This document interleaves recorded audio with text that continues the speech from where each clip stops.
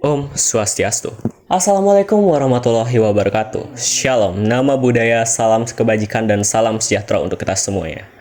Nah, selamat pagi, siang, sore, ataupun malam kepada yang menyaksikan. Perkenalkan, saya Iko Mangjaya Mahardika, nomor absen 14 dari kelas 12-6. Pada saat ini, saya akan menjelaskan tentang pernikahan adat Bali. Secara umum, pernikahan adalah ikatan resmi antara dua orang yang biasanya seorang laki-laki dan seorang perempuan yang diakui secara hukum, sosial, dan agama. Pernikahan bertujuan untuk membentuk keluarga, mengatur hubungan antar pasangan, dan memberikan hak serta kewajiban kepada kedua belah pihak. Selain itu, pernikahan juga sering dianggap sebagai suatu ikatan yang suci yang melibatkan komitmen, tanggung jawab, dan kasih sayang antar pasangan. Kemudian ada pula peraturan-peraturan pernikahan di Indonesia. Pernikahan yang dilakukan harus dicatat sesuai dengan peraturan undang-undang yang berlaku saat ini. Dalam Undang-Undang Nomor 16 Tahun 2019 tentang perubahan atas Undang-Undang Nomor 1 Tahun 1974 tentang perkawinan, di mana calon pengantin wajib berusia minimal 19 tahun. Kemudian, calon pengantin yang cerai wajib menunjukkan akta perceraian. Begitu juga yang ditinggal mati harus menunjukkan akta kematian almarhum. Calon pengantin yang merupakan anggota TNI atau Polri wajib menunjukkan surat izin dari komandan. Kemudian, kita menjerumus ke pernikahan adat Bali. Pernikahan adat Bali disebut dengan pawiwahan. Upacara ini merupakan bentuk penyaksian atau pensaksian kepada Sang Hyang Widi dan masyarakat bahwa kedua mempelai telah menikah. Kata pawiwahan berasal dari kata wiwahe dalam bahasa Sanskerta yang berarti pesta pernikahan. Pawiwahan merupakan upacara sakral yang melambangkan penyatuan dua insan, baik secara duniawi maupun non-duniawi. Upacara ini juga merupakan komitmen untuk pasangan dalam membangun kehidupan bersama, di mana ada pula tujuan-tujuan dari pawiwahan, di antara lain adalah yang pertama, menghasilkan keturunan yang akan melanjutkan amanat dan tanggung jawab kepada leluhur. Yang kedua, menebus dosa-dosa orang dan menurunkan seorang putra.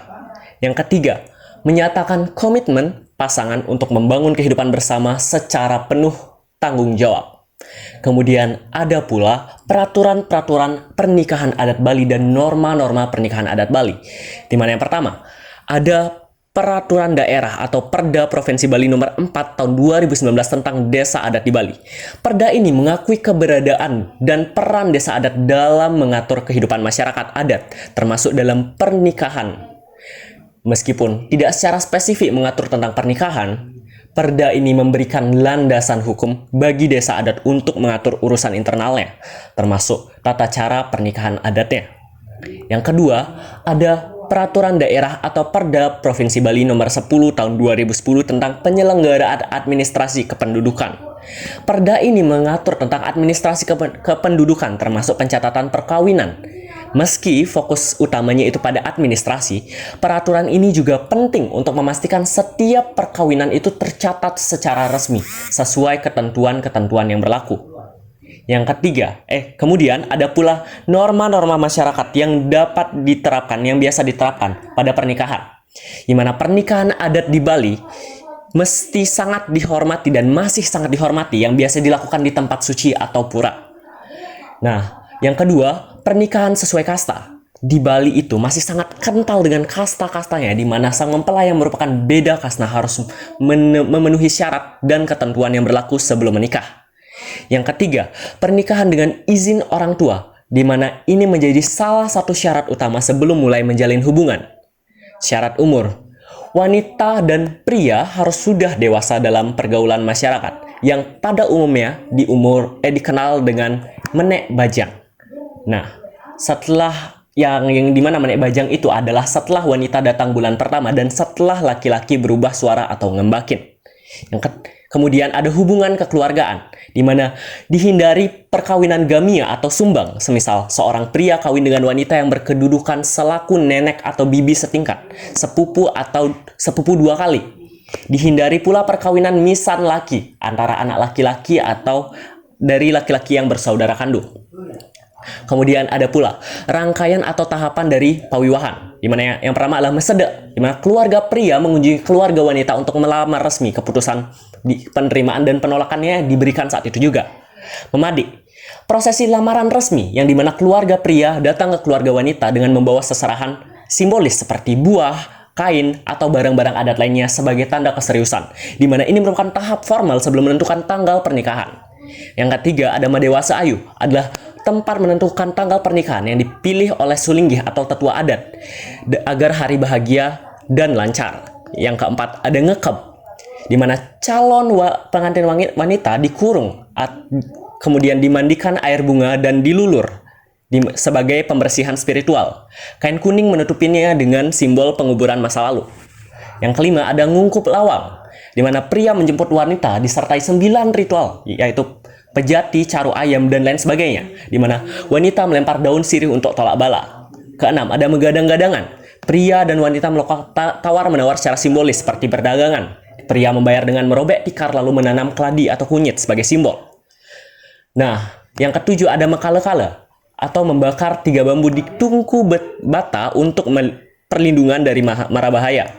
Yang kedelapan adalah Metengan-tenganan, atau Mesun-sunan, di mana pasangan mengelilingi api suci sebanyak 7 kali sambil diikat sambu atau Saptatidi, 7 langkah sumpah yang diucapkan dalam bahasa Sanskerta.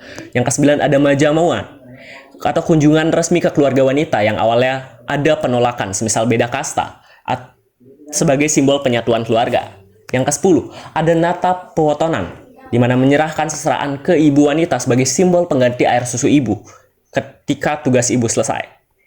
Yang ke-11 ada Bekal atau Tatadan, di mana ibu wanita memberi perhiasan atau pakaian ibadah sebagai bekal hidup anak perempuannya.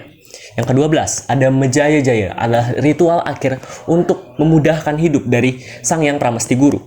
Pasangan dilarang keluar rumah 3 hari untuk keintiman dan penghormatan keluarga. Kemudian ada pula pendapat terhadap adanya ritual seserahan atau tukar cincin. Tradisi, menurut saya, tradisi adalah sebuah living culture, tetapi penting untuk menjaga keseimbangan antara inovasi dan pelestariannya. Tukar cincin ataupun seserahan dapat diterima asal tidak mendominasi atau menggeser nilai sakral pernikahan adat Bali. Esensi pernikahan Bali tetaplah penyatuan spiritual keluarga atau ketataan pada dharma, bukan sekadar seremonial fisik. Kehadiran tukar cincin dan seserahan pernikahan adat Bali meski bukan bagian dari tradisi asli, mencerminkan dinamika budaya yang mengadaptif terhadap pengaruh global dan interaksi antar budaya. Secara positif, kedua ritual ini bisa menambah makna simbolis, di mana cincin dapat menjadi simbol sebagai komitmen abadi dan seserahan sebagai bentuk penghormatan pada keluarga, selama tidak menggeser esensi sakral pernikahan adat Bali yang berpusat pada spiritual Hindu. Namun, integrasi unsur asing ini perlu dilakukan dengan hati-hati.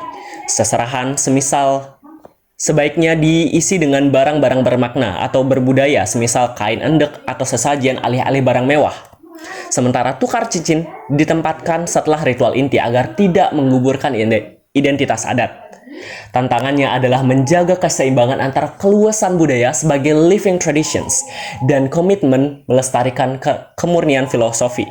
Selama inti nilai pernikahan, penyatuan spiritual keluarga, dan dharma tetap menjadi fokus, inovasi seperti ini bisa diterima sebagai bentuk akulturasi yang kreatif, bukan hanya sekedar tren dan estetika. Ada pepatah yang mengatakan, adat bukanlah sangkar, tetapi akar yang memungkinkan daun tumbuh menjangkau langit biru. Demikian presentasi dari saya Iko Mangja Mahardika, nomor absen 14. Kelas 12-6, pamit undur diri. Terima kasih.